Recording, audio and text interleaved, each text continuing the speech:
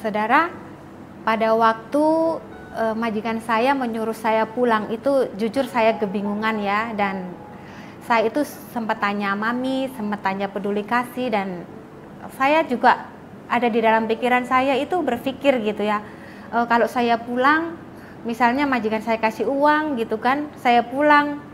Kita tahu kan kalau di Indonesia waktu itu ada COVID itu kalau kita ke rumah sakit itu nggak gampang gitu. Sedangkan di Indonesia sendiri rumah sakit kanker itu nggak semua daerah ada gitu kan.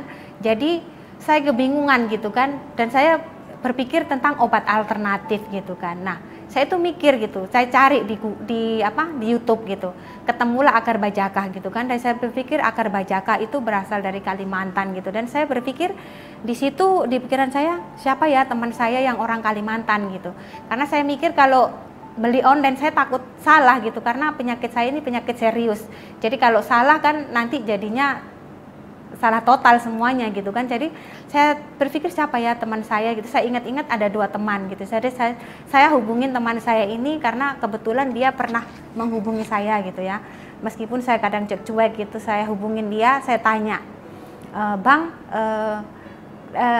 Abang asli Kalimantan kan? Iya gitu. Di daerah Abang ada akar bajaka nggak? Ada gitu. Kalau saya beli bisa nggak? Oh, kalau mbaknya mau nggak usah beli, saya kasih aja gitu ya.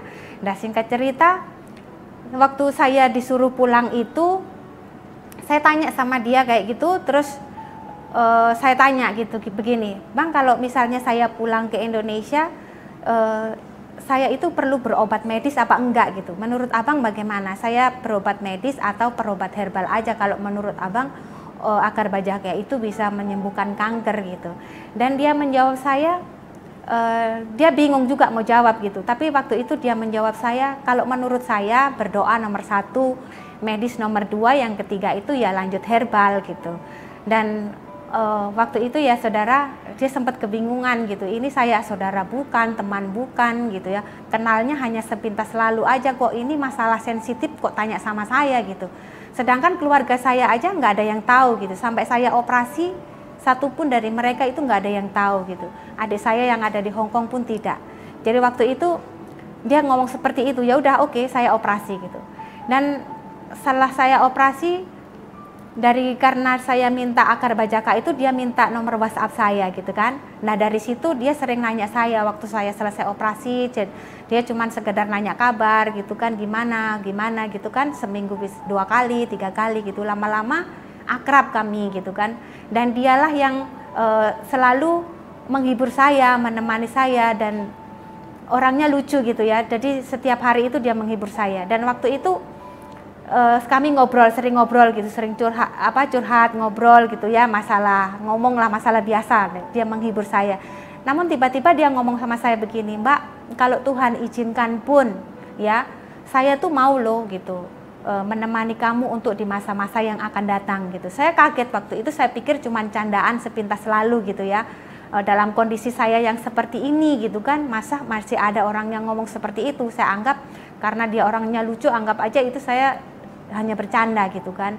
Namun semakin hari gitu kan, semakin hari dia itu semakin akrab sama saya gitu, sampai saya itu kemo pertama itu dia itu selalu gitu ya, selalu nanya kabar saya, pokoknya semuanya. Dan pada waktu itu dia ngomong serius sama saya gitu kan, bahwa dia meyakinkan saya bahwa apa yang dia katakan itu bukan hanya candaan, itu serius apa yang keluar dari dalam hatinya dia gitu. Dan saya berpikir, saya ini loh jelek begini gitu, dan bahkan saya kalau ngaca itu posisi terjelek dalam hidup saya gitu ya, rambut yang udah mulai rontok, badan saya yang udah mulai kurus gitu kan. Dan dia ngomong seperti itu, namun saya nggak yakin juga gitu kan. Dia ngomong sama saya, kenapa saya selalu ngomong bahwa kamu itu pasti sembuh gitu kan.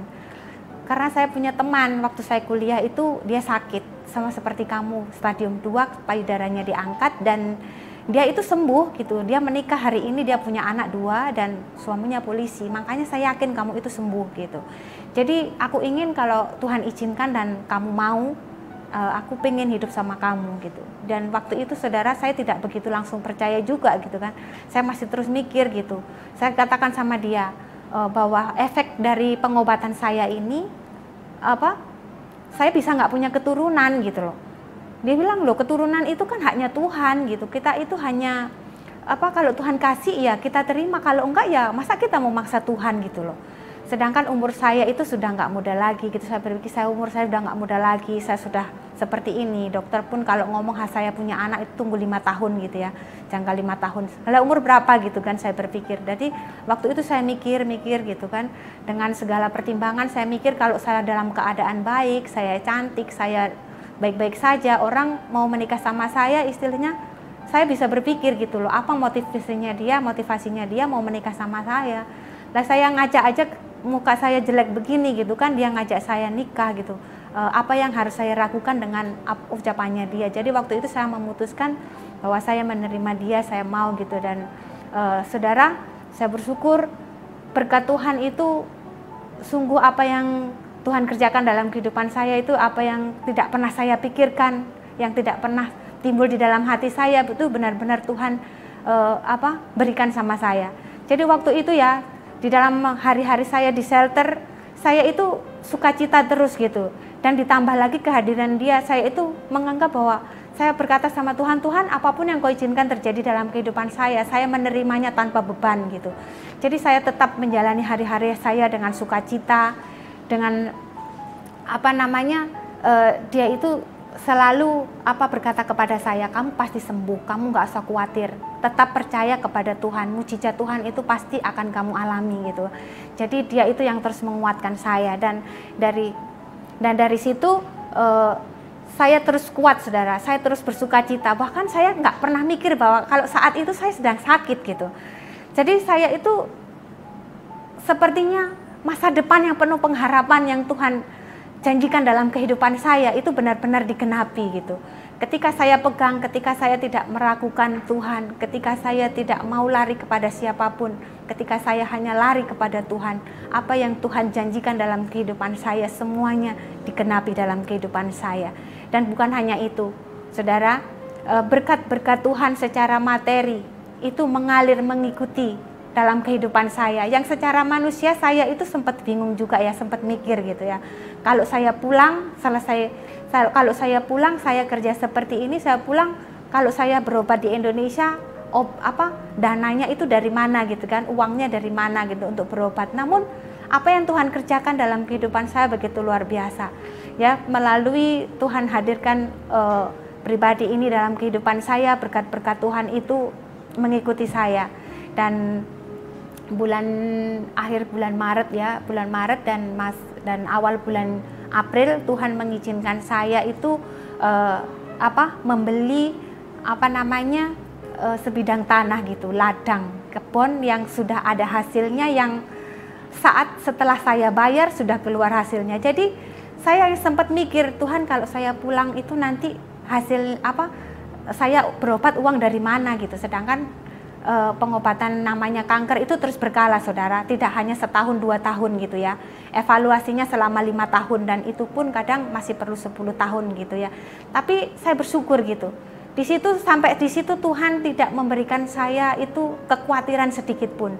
Dari tinggal di shelter tetap dapat gaji, Tuhan menghadirkan pasangan hidup dalam kehidupan saya yang secara manusia itu nggak mungkin gitu ya, tapi Tuhan izinkan terjadi dalam kehidupan saya, dan berkat-berkat secara materi itu mengikuti saya. Jadi saya akhir bulan Maret dan awal bulan April saya itu membayar kebun karet luasnya itu 3 hektar lebih, yang sudah ada hasilnya, yang bisa dipetik dan sudah saya nikmati. Dan situ saya berpikir tahun depan saya sudah pulang, semuanya Tuhan sudah siapkan dari sekarang gitu. Jadi saya tidak mikir lagi apa yang harus saya kerjakan di rumah untuk saya tetap bisa mendapatkan uang, untuk terus bisa berlanjut kehidupan saya ke medis gitu kan. Semuanya Tuhan sudah sediakan. Saya cuma berpikir saat ini untuk teman-teman saya gitu, yang saat ini lagi berjuang dengan seperti saya, yang tidak seberuntung saya gitu. Saya ingin apa yang bisa saya lakukan untuk mereka itu yang ada di dalam pikiran saya, karena saat ini teman-teman saya itu banyak, yang tadi di shelter cuma 2 orang, ternyata sampai saat ini saya itu punya teman lebih dari 30 orang, hampir 40 orang gitu ya. Waktu saya mulai sakit itu saya buat grup gitu, yang tadinya cuma berapa orang gitu kan. tujuan kami ya, karena waktu itu kami tidak tahu harus bertanya kemana gitu kan. Kalau kami berobat itu, waktu itu saya kebingungan, informasi tentang kanker ini nggak bisa saya dapatkan dari mana-mana gitu kan, bingung gitu kan. Waktu itu kami sama teman itu bilang kita bikin grup gitu ya. Ternyata grup itu sampai hari ini sudah hampir 30 orang dan banyak dari mereka itu yang tidak seberuntung saya. Dan saat ini itu yang saya pikirkan, apa yang saya bisa lakukan untuk mereka gitu. Jadi apa yang secara materi, secara berkat semuanya ya, secara rohani, materi, secara rohani saya semakin hari iman saya semakin dikuatkan, semakin diteguhkan dengan apa yang Tuhan kerjakan di dalam kehidupan saya. Semakin membuat saya itu bahwa Tuhan itu nyata di dalam kehidupan saya gitu. Jadi saya melalui hari-hari saya dengan sukacita, dengan hanya memuji dan menyembah Tuhan ya. Di shelter sana, dengan yang mendengar itu teman-teman saya tadi itu.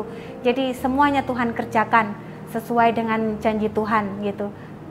Kebaikan Tuhan itu mengalir dalam kehidupan saya. Bahkan Tuhan itu Allah yang setia gitu. Di dalam saya mendapatkan lagu itu, Your Goodness is Running After Me, itu lagu itu saya dapatkan yang hari-hari ini dinyanyikan di sini, tapi waktu itu saya sudah dapat waktu saya divonis kanker itu, saudara ya. Dan saya mengalami bahwa pujian itu hidup di dalam kehidupan saya sampai hari ini gitu. Kebaikan Tuhan itu terus mengalir di dalam kehidupan saya.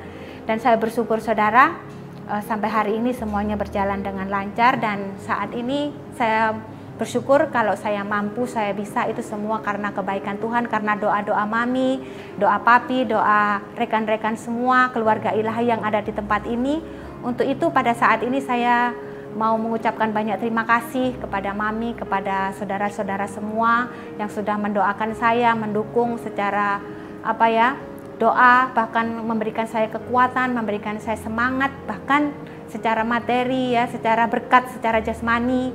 Saya mengucapkan terima kasih banyak, dan kepada teman-teman saya yang sempat menjenguk saya ke shelter, saya mengucapkan banyak terima kasih karena kebaikan Tuhan dalam kehidupan saya melalui doa-doa Bapak dan Ibu Gembala. Ini yang menjadi kesaksian saya, dan terima kasih, Tuhan Yesus memberkati.